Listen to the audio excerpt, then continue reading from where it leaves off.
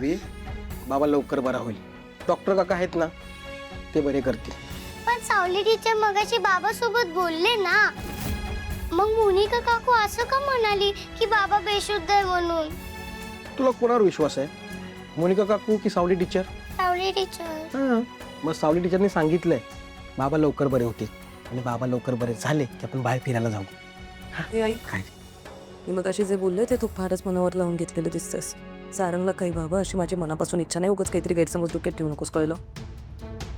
हवी बाळा, मी आत्ताच डॉक्टरला भेटून आले.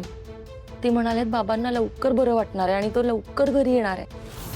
खरंच बाबा येईल ना घरी? हो बाळा, खरंच येणार आहे बाबा घरी. पण आता आपल्याला घरी जावं लागेल. नाही, मी कुठेही जाणार नाही बाबाला सोडून. तू जा, मी उद्या बाबा सोबतच घरी येणार आहे. ए ओवी, हॉस्पिटलमध्ये ना बॅक्टेरिया वगैरे असतं, तुला त्रास होईल. आणि तू घरी गेलीस ना तर बाबा लवकर बरा होईल. तू जा ना घरी, मी फोन करून तुला सगळं सांगेन. नक्की करशील ना फोन काही झालं की? हो, नक्की करेन. ए, तुमचा हा फालतू ड्रामा आहे ना, तो सगळा झाला की तू आणि तुम्ही दोघी या गाडीत, मी जाऊन बसते.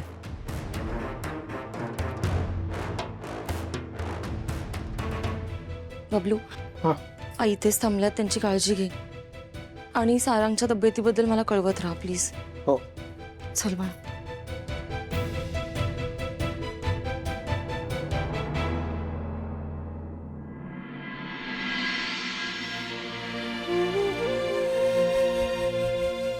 साऊ, चल बाळा, 2 घास खाऊन घे. ये, चल.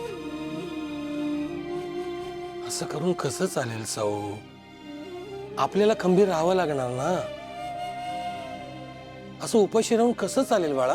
तोवर सारंग बरे होत नाहीत, तोवर मी काहीच खाणार पिणार नाही. आई, अगं सुपर हिरो लवकरच शुद्धीवर येत असतात का? प्लीज तू जेवून घे ना. आई प्लीज. साऊ, लेकराचं तरी ऐक ग, खा ना 2 घास. नाही बाबा, नाही खाणार मी. हे आता विठ्ठलाची परीक्षा आहे. निव्वळ वेडे पण आहे साऊ. देवाला त्रास देऊन काय मिळणार आहे सांग बरं? त्रास नाही देते बाबा, हक्काने मागते मी. परीक्षा बघतोय ना माझी, त्यालाही कळू देत माझ्या श्रद्धेत किती ताकद येते.